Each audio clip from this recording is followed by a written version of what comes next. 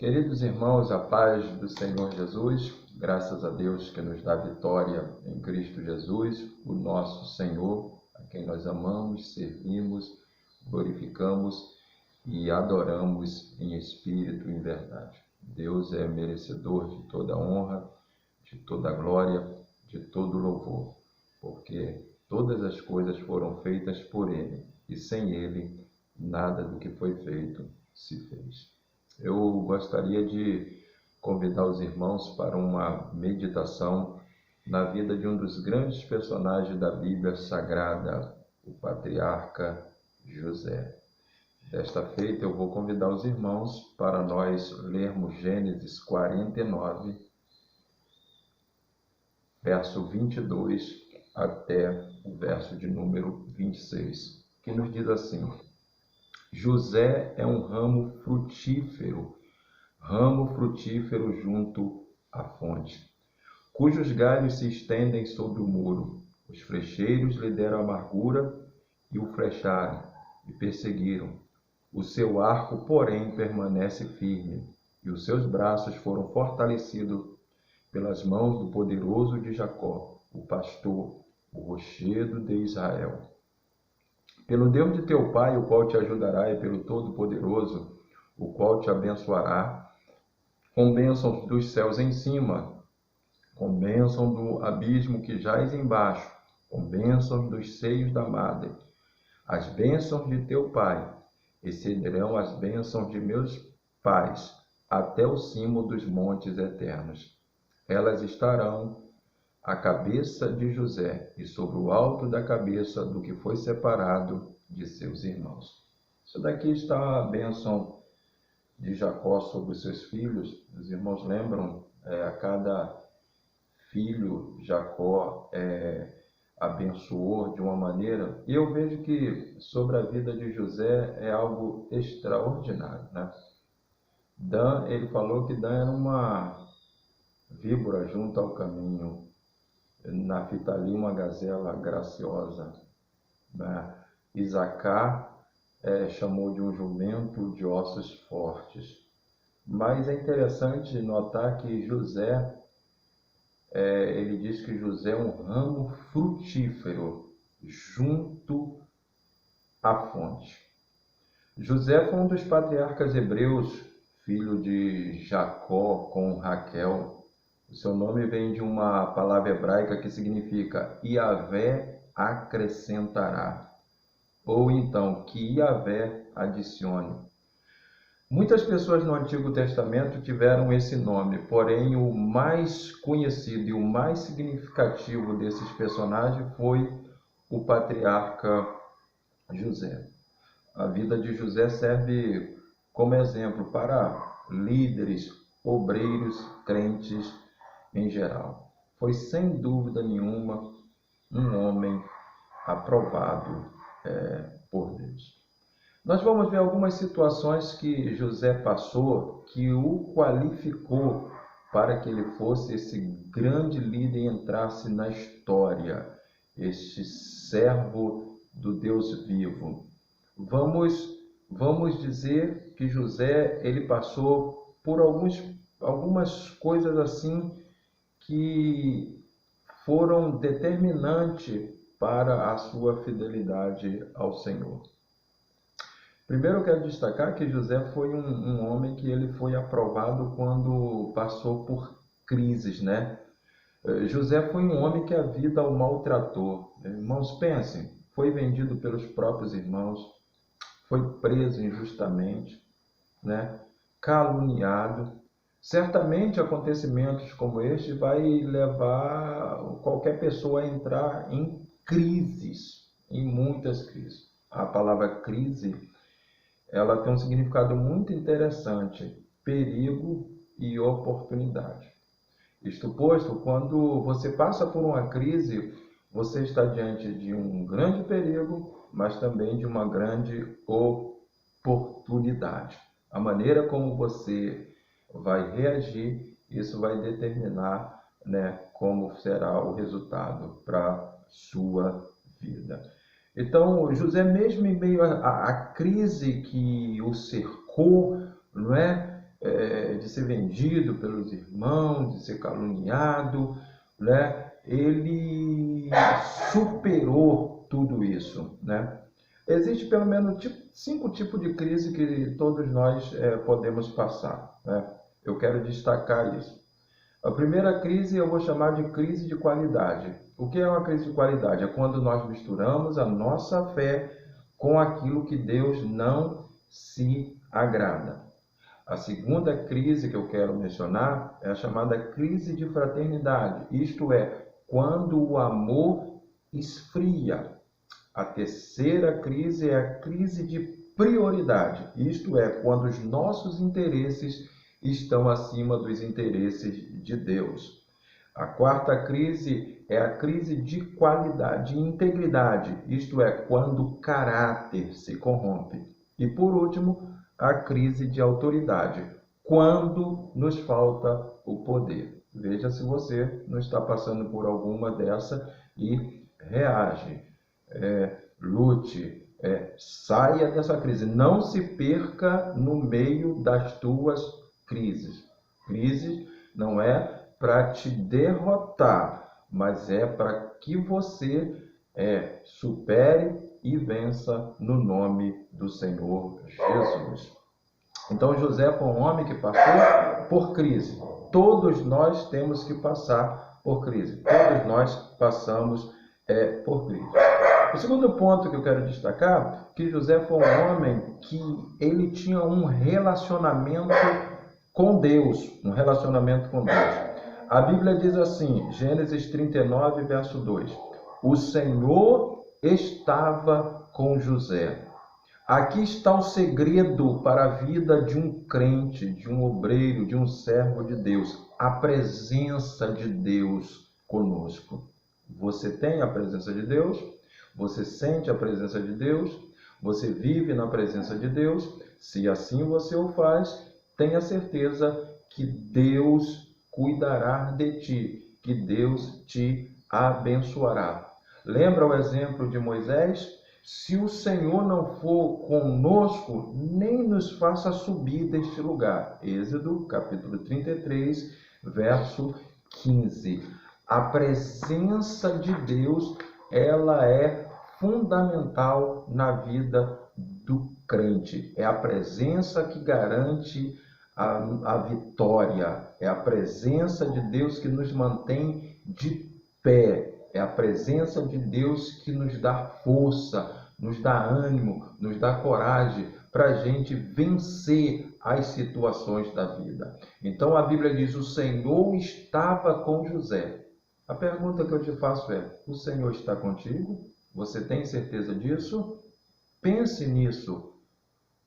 Mais importante do que ter presença de amigos, de pessoas, do seu convívio social, mais importante é você ter a presença de Deus. É a presença de Deus que vai te socorrer em momentos difíceis. Então não abra mão da presença do Senhor. O que falta a muitos crentes hoje é isso, ter a presença de Deus. José tinha, a Bíblia diz, o Senhor estava com José. Tanto é que tudo que José fazia prosperava. José estava enquadrado no Salmo de número 1, não é?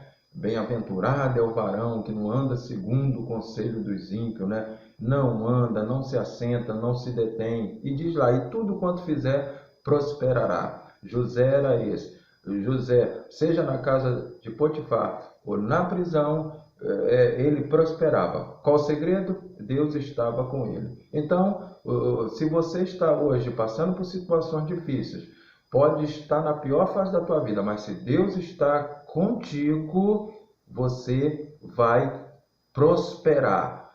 Você pode estar no lugar mais desacreditado, você pode estar na posição mais desconfortável, mas se Deus está contigo, você vai vencer para a glória do seu nome. Então, José era um homem que venceu crise, José era um homem que tinha a presença de Deus.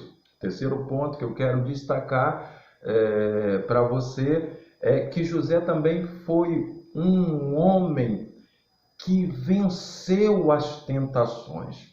Lembra, os irmãos, quando a mulher de Potifar pôs os olhos sobre José, a Bíblia diz que José, ele fugiu. Fugir aí não é temor, fugir aí não é covardia, fugir aí, não é medo, quer dizer, é temor de Deus. José, ele não cedeu. Lembra do conselho de Paulo a Timóteo?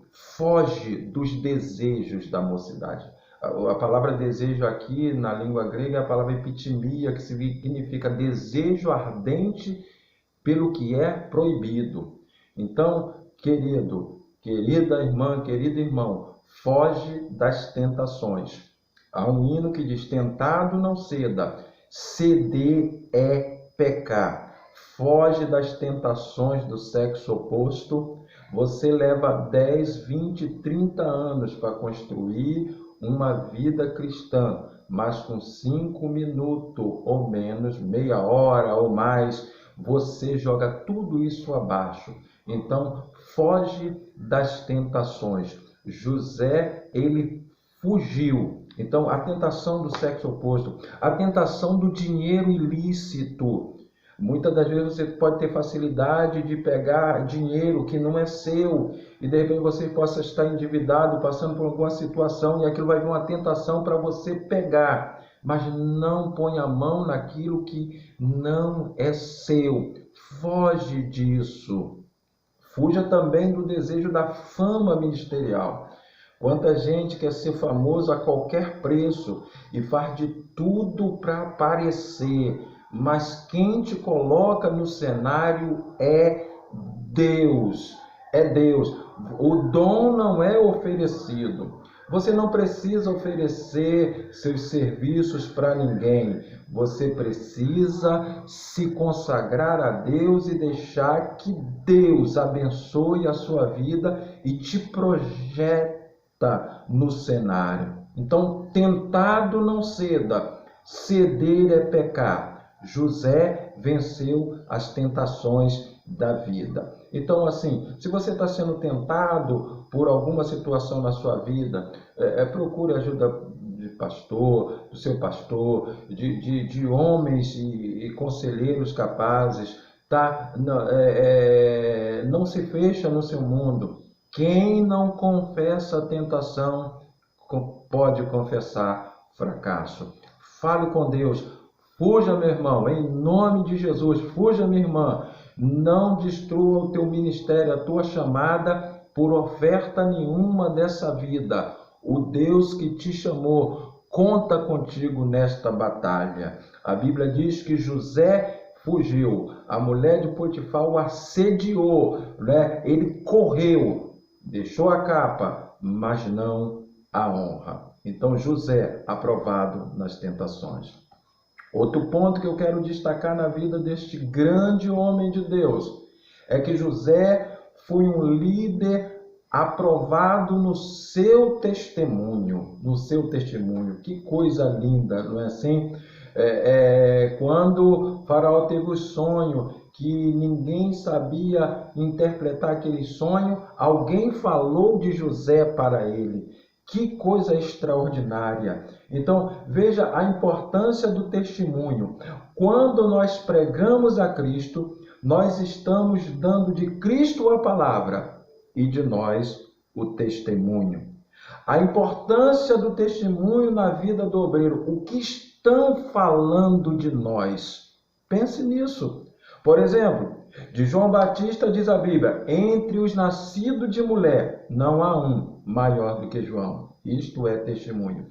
De Daniel foi dito: há no teu reino um homem santo. Este era Daniel. Na Babilônia brilhou. Na Babilônia não perdeu o seu testemunho. Em lugar difícil manteve o seu testemunho. De Eliseu a Bíblia diz: o homem que passa por nós é um santo homem de Deus. De Demétrio, João cita assim: todos dão testemunho de Demétrio, a até a própria verdade. Que coisa extraordinária! Do apóstolo Paulo, certa vez, os demônios usando, alguém disse: eu sei quem é Jesus e sei quem é Paulo. Isto é testemunho. Lembra de Deus falando sobre Jó? Falando para Satanás: tem visto o meu servo Jó? Não há homem igual a ele.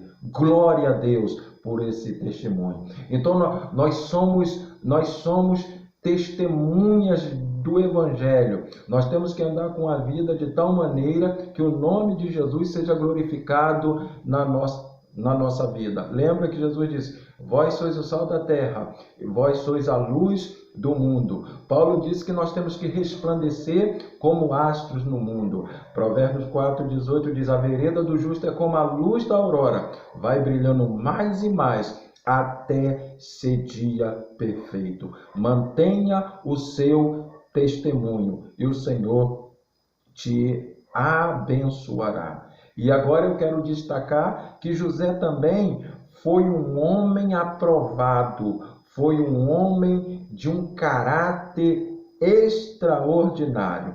A Bíblia diz, irmãos, que José sofreu perseguições tremendas, reviravolta na vida, mas não ficou amargurado com essas coisas, nem com a maneira que a vida o maltratou. José combinava em si as qualidades de uma elevada moral, de grande simplicidade, de inteligência e de vontade férrea, tudo o que o impulsionava fortemente para a frente. Sua vida foi a vida de um homem. Ele foi vendido como escravo e precisou reverter a sua situação. Os acontecimentos negativos em sua vida não corromperam o seu caráter, antes contribuíram para fazê-lo progredir. Lembra que a Bíblia diz: tudo coopera para o bem daqueles que amam a Deus. E isso serviu também para que ele abençoasse a vida daqueles que estivessem ao seu redor. Que homem de caráter extraordinário. Caráter é aquilo que você é.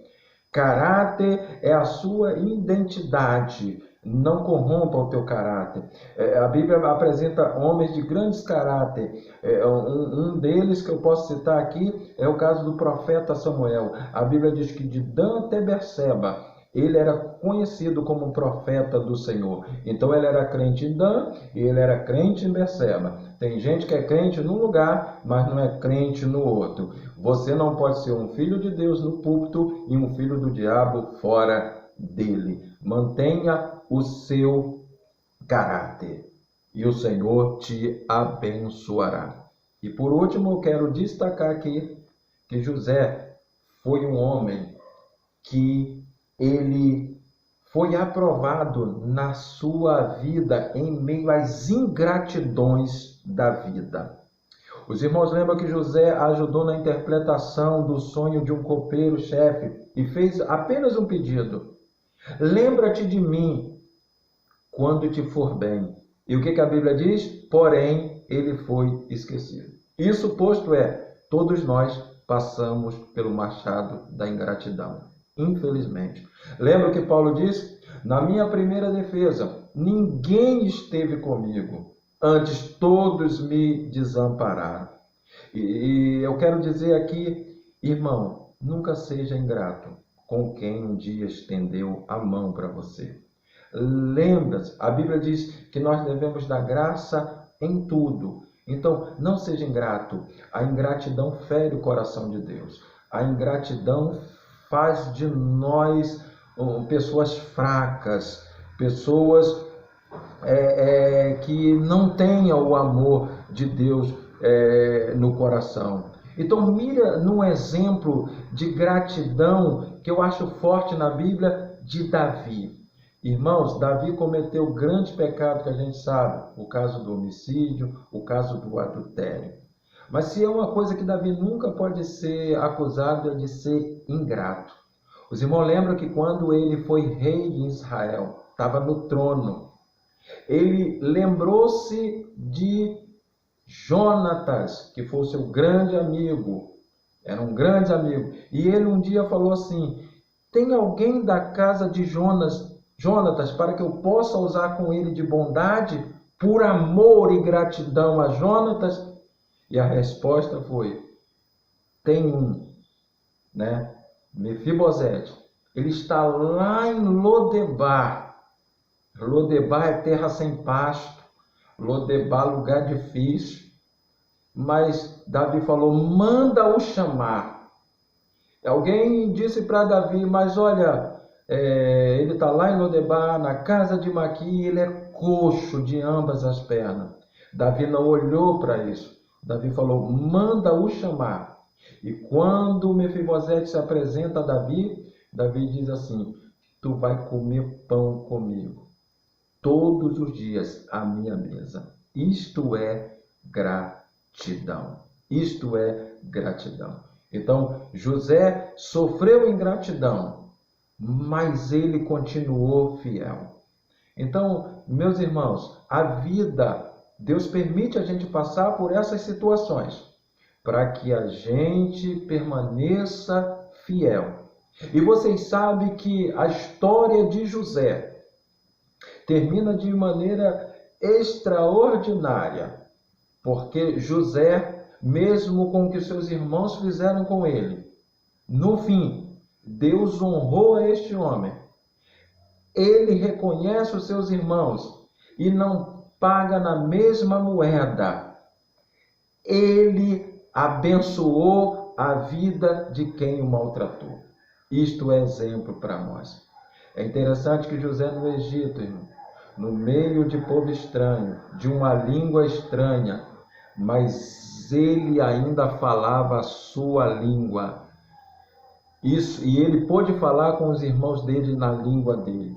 Então perdeu tantas coisas, mas não perdeu a sua identidade. José foi posto, numa posição de honra no Egito. José foi da prisão ao trono. Por que isso? Porque foi fiel. José foi um homem que passou a vida toda sofrendo, ajudando os outros, e parece que não tinha retorno de nada, não é assim?